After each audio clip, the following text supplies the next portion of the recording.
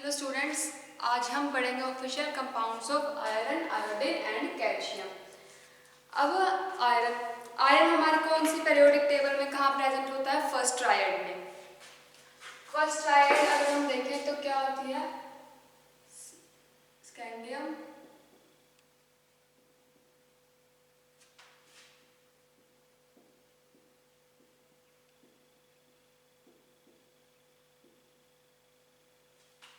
अब आयरन यहाँ पे प्रेजेंट है। This is 3, 4, 5, 6, 7, 8, 9, 10, 11। ये है हमारी 3D सीरीज। अब वैसे तो आयरन, कोबाल्ट और निकल तीनों ही इंपॉर्टेंट है 3D सीरीज के, बट आयरन क्या है? मोस्ट इंपॉर्टेंट है। आयरन हमारी डेली लाइफ में क्या है? बहुत ही इंपॉर्टेंट कंस्टिट्यूएंट है हमारी डेली लाइफ का, असेंशियल कंस्टिट्यूएंट है हमारी बॉडी का। हमारी बॉडी अब आयरन के जो जैसे ये हो गए मशीन्स वगैरह हो गई, टूल्स हो गए जो हम यूज़ कर रहे हैं, मशीनरी से जो यूज़ कर रहे हैं वो किससे बनी होती है? वो सब आयरन से ही तो बनी होती है, लोहे की बनी होती है, इसलिए वो आयरन है जो उसके क्या क्या बनते हैं हमारे लोहे का जो काम होता है वो सारी मशीन्स टूल्स वगैरह आयरन से बनी होती है। उसके बाद हमारी बॉडी में कहाँ कहाँ प्रेजेंट होता है? बॉडी में हमारे हीमोग्लोबिन में iron is the main constituent. Iron is the main constituent of the body. Usually जो हमारी बॉडी में प्रेजेंट है वो है 45 मिलीग्राम पर केजी ऑफ बॉडी में। आयरन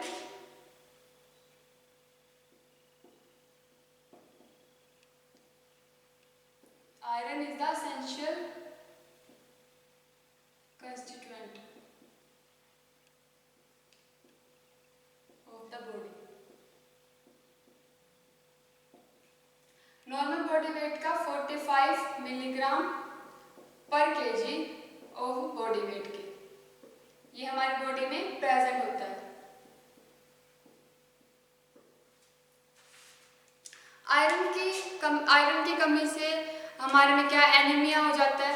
तो आयरन क्या है फिर हमारी बॉडी के लिए बहुत ज़्यादा जरूरी है, जो हमारी बॉडी में ऑक्सीडेशन रिडक्शन करके हमारे मेटाबॉलिज्म को नॉर्मल रखता है। ऑक्सीडेशन रिडक्शन करके अब 45 mg पर केजी बॉडी वेट हमारा है, वो क्या करता है? जो आरबीसीज है हमारी बॉडी में प्रेजेंट है वो भी क्या करती है? आयरन को मतलब रिलीज करती रहती हैं।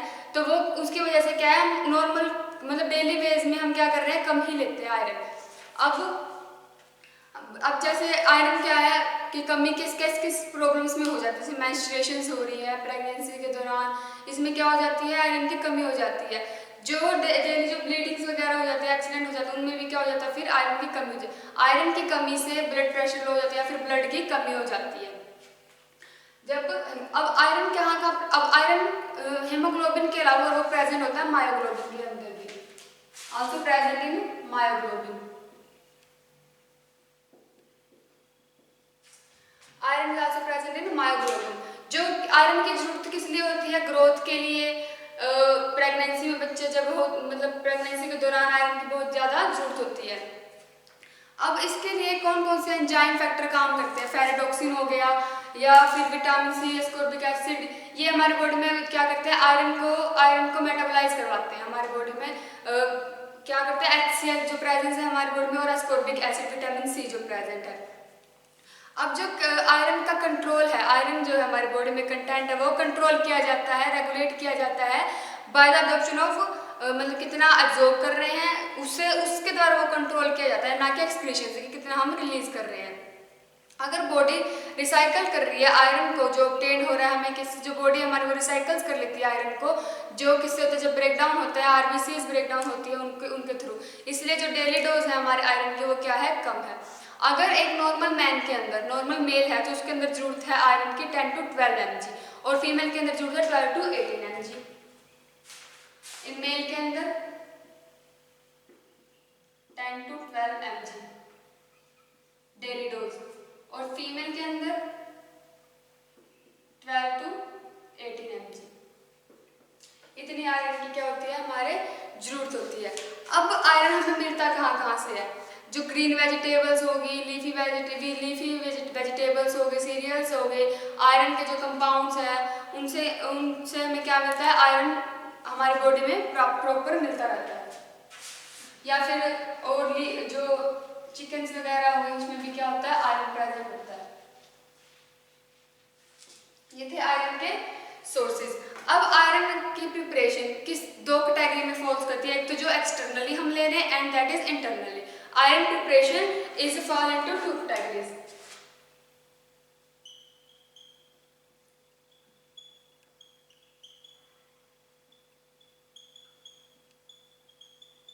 fall into two categories. First जो हम क्या कर रहे हैं, इंटरनल ले रहे हैं। सेकंड इज एक्सटर्नली हम ले रहे हैं। जब एक्सटर्नली हम लेते हैं तो वो होता है हमारे पास फेरिक फॉर्म में। अगर आयरन प्रेजेंट है Fe3, this is the ferric form and Fe2 this is the ferrous form। हमारी बॉडी एब्जॉर्ब कर लेती है फेरस फॉर्म, फेरस को इजीली एब्जॉर्ब कर लेती है, बट हमें जो एक्सटर्नली मिलता है वो होता है फेरिक फॉर्म में। अब जो फेरिक फॉर्म है वो या तो HCl या फिर एस्कॉर्बिक एसिड से क्या हो जाता है, फेरस फॉर्म में चेंज कर लिया जाता है ताकि वो हमारी बॉडी में क्या हो जाए, एब्जॉर्ब हो जाए। फेरिक फॉर्म हमें एक्सटर्नली मिलता है, हमारी बॉडी में फेरस में चेंज हो जाता है। This is ferric and this is ferrous. Ferrous easily absorb हो जाता है बॉडी के अंदर, इसलिए वो फेरस है जो फेरिक कंपाउंड है, जो फेरिक हमें एक्सटर्नली मिल रहा है, वो क्या करता है, फेरस फॉर्म में चेंज करता है थ्रू या तो HCl के थ्रू हो जाता है, HCl चेंज करता है, फिर एस्कॉर्बिक एसिड, ये दोनों क्या करते हैं, चेंज करवा देते हैं फेरिक को फेरस फॉर्म में।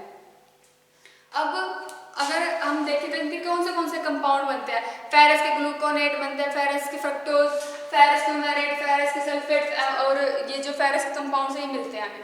मेनली हमें जरूरत होती है इन कंपाउंड से, फेरस फ्यूमेरेट।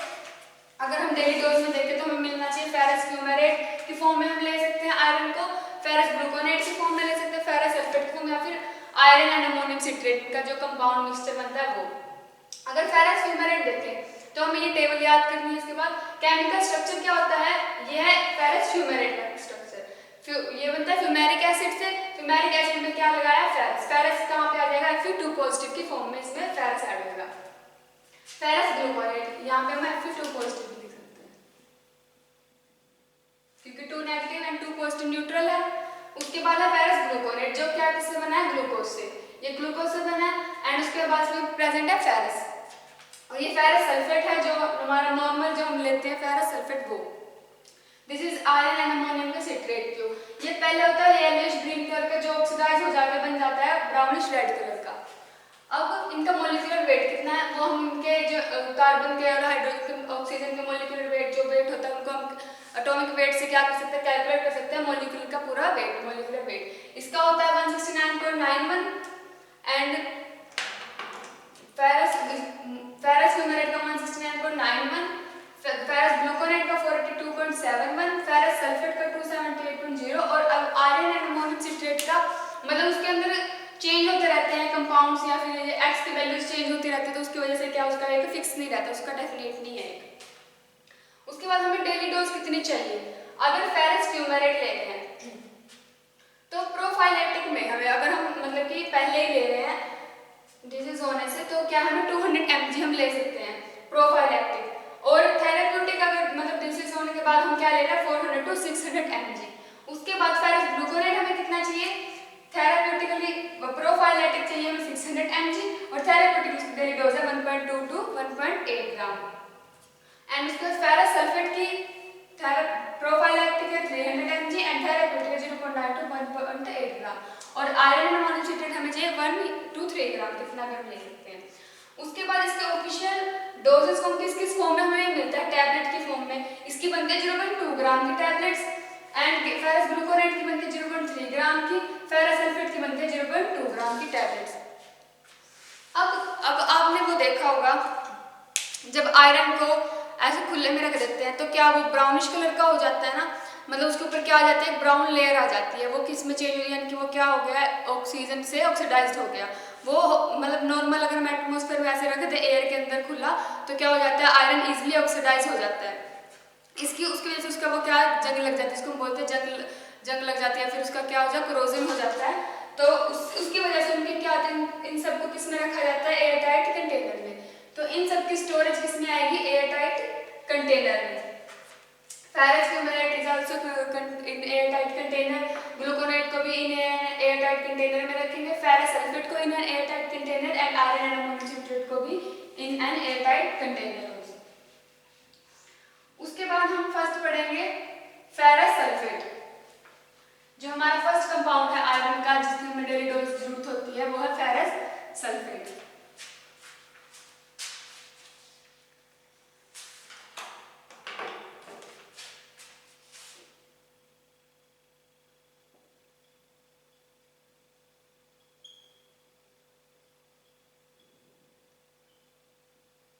फेरस सल्फेट का केमिकल फॉर्मूला क्या है? FeSO4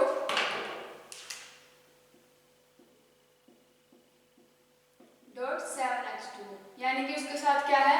फेरस सल्फेट के साथ प्रेजेंट है 7 मॉलिक्यूल्स ऑफ H2O के। अब इसको हम साइनोनियम्स क्या क्या होंगे इसको ये होता है आयरन विट्रायल, हम इसको बोलते हैं ग्रीन विट्रायल बोलते हैं, या फिर फेरस सरफेस। उसके बाद इसकी प्रिपरेशन कैसे किया जाता है? अगर हम आयरन को डाल दें, प्रिपरेशन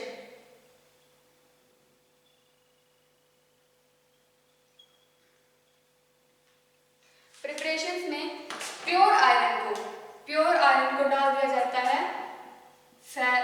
सल्फेट के अंदर डाल दिया हमने।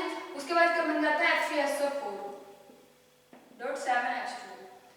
हम क्या लेते हैं? आयरन को एक्सेस में लेते हैं सल्फ्यूरिक एसिड के साथ।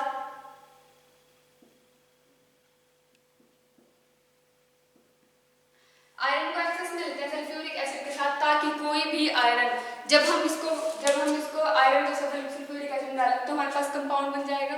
अब सल्फ्यूरिक एसिड को हम इसको आयरन को किसमें ले रहे हैं? एक्सेस में ले रहे हैं। क्यों?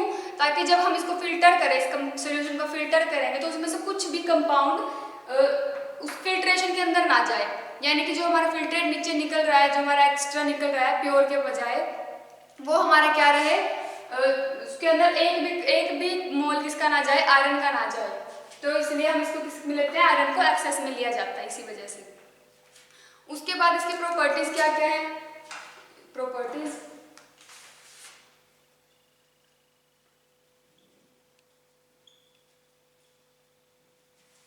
इसके क्या होता है? ट्रांसपेरेंट ग्रीन कलर के क्रिस्टल्स होते हैं, कलर या फिर state, colour and state.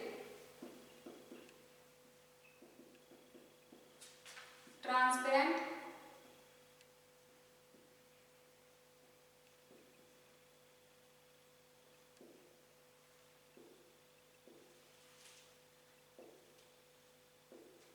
Green colour के क्या होते हैं? क्रिस्टल्स होते हैं, या फिर पेल जो ब्लूइश ग्रीन कलर सा हो गया वो क्रिस्टल्स होते हैं। और ऑर्डर क्या होते हैं? उनका ऑर्डर लेस होते हैं। टेस्ट कैसा होता है? Metallic taste.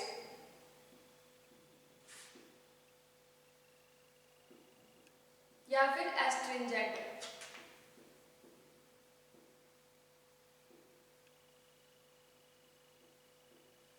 मेटालिक टेस्ट कैसे? मतलब जैसे जब कभी अगर आपने आयरन की टैबलेट्स खाई हो या फिर आयरन का सिरप लिया हो तो उसमें से एक अजीब सा मेटेलिक सा क्या होता है? उसका एक टेस्ट सा होता है आयरन का हमें क्या अलग से ही पता चल जाता है उसको टेस्ट करके कि इसमें क्या प्रेजेंट है, आयरन प्रेजेंट है। उसके बाद इसकी solubility, freely soluble in water,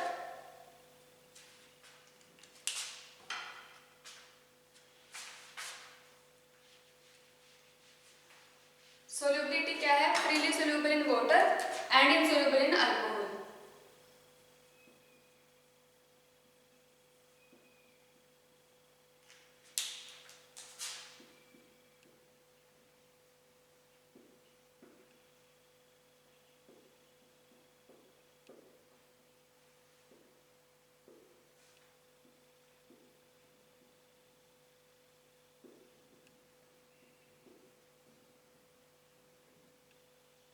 storage क्या होगी इसकी?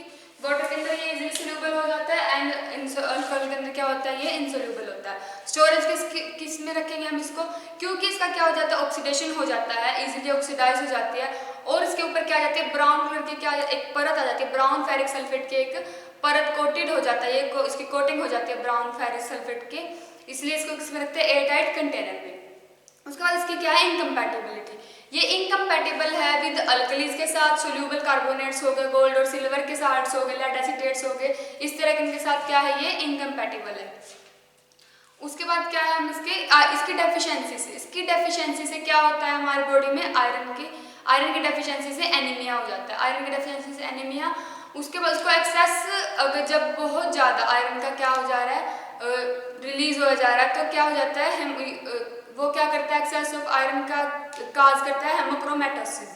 हेमोक्रोमेटोसिस से वो कंडीशन होती है जिसके अंदर क्या हो रहा है, जो ब्लड है वो ट्रांसपोर्ट कर, ऑक्सीजन का ट्रांसपोर्ट क्या कर देता है, बंद कर देता है, रिड्यूस कर देता है, किसकी वजह से, डेफिशिएंसी ऑफ आयरन की वजह से।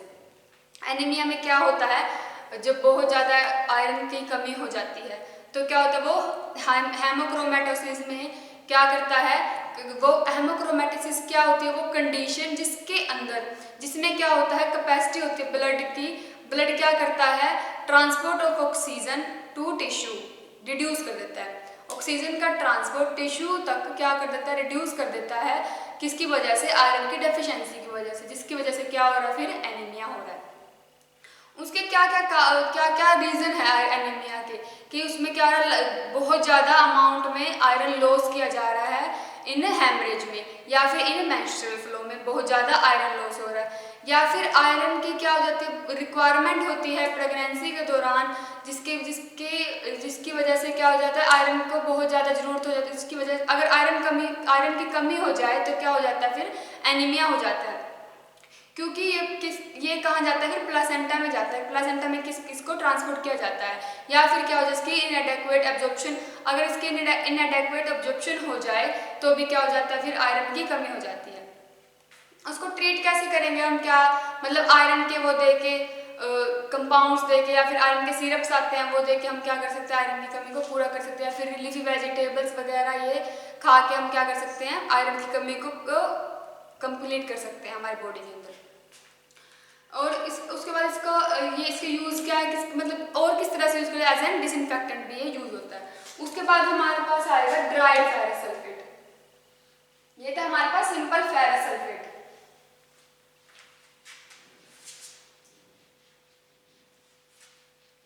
नेक्स्ट है ड्राइड फेरस सल्फेट।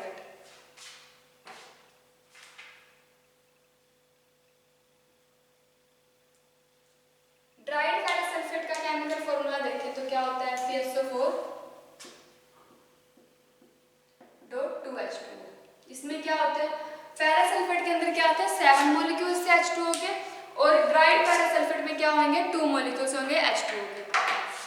अब उसमें क्या होता है, ना तो ज्यादा होना चाहिए, इसमें आयरन प्रेजेंट होगा प्योर अमाउंट में, क्योंकि क्या है, एक्वस तो है नहीं बहुत ज्यादा कि क्योंकि इसमें तो 7 प्रेजेंट है मॉलिक्यूल्स ऑफ वाटर, इसमें क्या है 2 मॉलिक्यूल्स ऑफ वाटर प्रेजेंट, तो यानी कि हमें क्या चाहिए, आयरन चाहिए प्योर अमाउंट में।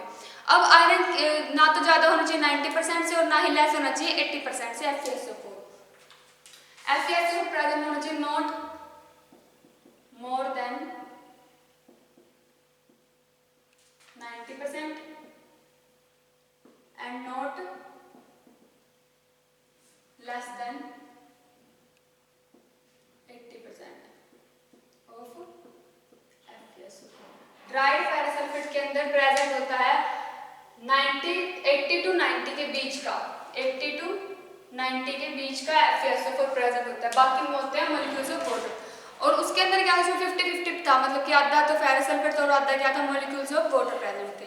अब इसके अंदर हम क्या कर रहे हैं, 2 से 3 ग्राम तक, 2 से 3 ग्राम तक क्या प्रेजेंट है इसके अंदर, प्योर फेरस प्रेजेंट है, यानी कि प्योर अमाउंट में फेरस प्रेजेंट है। इसकी प्रिपरेशन कैसे की जाती है, जो हमारे पास फेरस सल्फेट था, जो हमारे पास FeSO4.7H2 था, उसको हमने क्या किया, हीट किया इन ओवन एट 40 डिग्री सेल्सियस तक। जब हम उसको 40 डिग्री सेल्सियस तक हीट करेंगे फेरस सल्फेट को, तो वो किस में कन्वर्ट हो जाएगा, जब तक वो किस में कन्वर्ट ना हो जाए, FeSO4.2H2। जब तक वो इसमें कन्वर्ट ना हो जाए तो उसको हम तब तक हीट करते रहेंगे FeSO4 को। और इसकी प्रॉपर्टीज क्या क्या होती है, क्या होता है, ग्रेइश व्हाइट कलर का पाउडर होता है। ग्रेइश वाइट कलर का पाउडर होता है। उसमें क्या था, ग्रीनिश कलर के थे, इसमें है ग्रेइश वाइट कलर का पाउडर, और सोल्यूबल होता है वाटर के अंदर। उसके बाद इनके ऑर्डरलेस होता है एंड टेस्टलेस होता है, इसका कोई टेस्ट नहीं होता ड्राइड फेरस सल्फेट का। ड्राइड फेरस सल्फेट की क्या बनती है, टैबलेट्स बनती हैं या फिर पाउडर्स बनते हैं ड्राइड फेरस सल्फेट के, जो हम क्या यूज करते हैं यानी कि जब बहुत ज्यादा कमी हो जाए आयरन की। इसके अंदर क्योंकि प्योर अमाउंट में आयरन प्रेजेंट है, इसलिए ये जब बहुत ज्यादा आयरन की कमी हो जाए उस टाइम इसको यूज किया जाता है। उसके बाद ये हमारा ड्राइड फेरस सल्फेट था। तो आज हमने पढ़ा आयरन के कंपाउंड्स, आयरन का मेन कंस्टिट्यूएंट क्या है हमारे बॉडी के अंदर, उसकी डेफिशिएंसी से क्या कमी हो रही, क्या डिसीज हो रही है, एनीमिया, एंड उसको हम कैसे, उसके रीजन क्या क्या थे, और उसके बाद हमने प्रिपेयर किया फेरस सल्फेट। फेरस सल्फेट का फॉर्मूला FeSO4.7H2O, इसमें 7 मॉलिक्यूल्स ऑफ वाटर थे। उसकी प्रॉपर्टीज, उसकी प्रिपरेशन, उसकी स्टोरेज, उसकी इनकम्पैटिबिलिटी, उसके यूजेस क्या क्या हैं। उसके बाद हमने बनाया dried ferrous sulphate. Dried ferrous sulphate में हमने क्या किया, FeSO4.2H2 होता है, वो कैसे प्रिपेयर किया जाता है, उसके बाद उसकी प्रॉपर्टीज क्या क्या है, उनके फॉर्मुलेशंस क्या क्या है। सो नेक्स्ट लेक्चर में हम पढ़ेंगे आयोडीन एंड कैल्शियम के कंपाउंड्स। Thank you.